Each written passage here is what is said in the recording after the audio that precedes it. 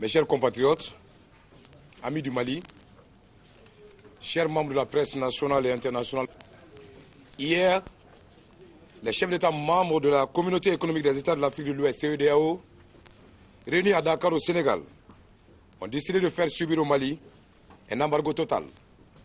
Situation dont le Mali, vous en convenez, n'est pas en mesure de supporter au moment où notre économie demeure fragile. Et cette crise au nord, qui suite au laxisme et à la mauvaise gestion des affaires de l'État d'une minorité, fait souffrir aujourd'hui des Maliens dans leur chair et dans leurs âmes. Le mercredi 22 mars, en posant notre acte, nous avions l'intime conviction que les vies humaines que nous avons mises en danger étaient pour une cause noble et salvatrice.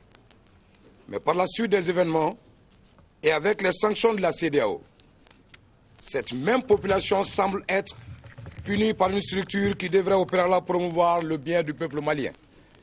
Notre action, au lieu d'être le premier jalon d'une indépendance démocratique tant souhaitée, devient source de pression pour ce même peuple. Nous tenons néanmoins à réitérer toute notre confiance à la CEDEAO et l'invitons à plus d'ouverture et de dialogue pour le bonheur du peuple malien.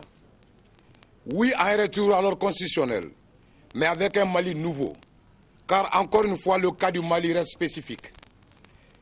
Ceux qui devaient prendre leurs responsabilités par la Constitution ont pourtant vu, accepté et participé au chaos que notre pays connaît aujourd'hui. Et pourtant, cette même Constitution leur permettait de voter aux 2/3 et de mettre un terme à l'ancien régime si sa mauvaise gestion n'était pas cautionnée par certains.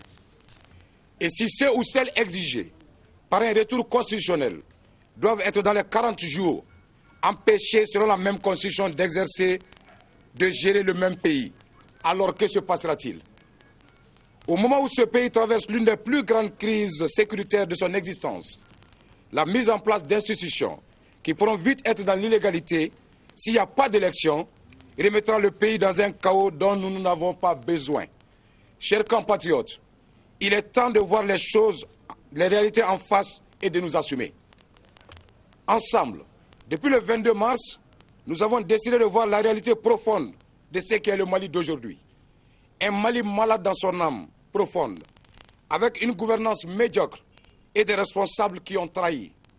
À cet effet, nous invitons l'ensemble de la classe politique et de tous les acteurs de la société civile à se faire représenter, sans exception aucune, à une convention nationale qui débutera en principe le jeudi 5 avril 2012, pour qu'en Maliens, nous décidons de ce qui fera le bien de ce pays de façon consensuelle et démocratique et en toute liberté. Les conclusions de cette convention seront acceptées par tous afin de mettre un terme aux considérations de politique interne et faire vite face aux défis majeurs, c'est-à-dire le défi de la sécurité au nord, de l'intégrité territoriale. Si cette convention décidait que l'intérêt du peuple malien, l'unité nationale de la République du Mali, la cohésion entre les composantes de notre peuple exigeait une solution spécifique, nous en tirerons toutes les conséquences car seul le Mali compte. Nous vous invitons à ne pas céder à la panique car le Mali vit ce qu'il ne mérite pas. Et c'est vous et vous seuls qui pouvez abréger cela. En montrant de façon consensuelle à toutes les opinions vos vœux, la démarche souhaitée par une majorité pour un Mali meilleur, nous osons espérer que nos pairs de la CEDEAO prendront acte des décisions et conclusions de la Convention nationale afin de libérer le pays de l'impasse actuelle, pour qu'ensemble, en Africains, nous unissions nos efforts pour sauver les fils d'Afrique qui, de façon ostensible, en ont plus que jamais besoin. Enfin, compte tenu des éléments dont nous disposons, M.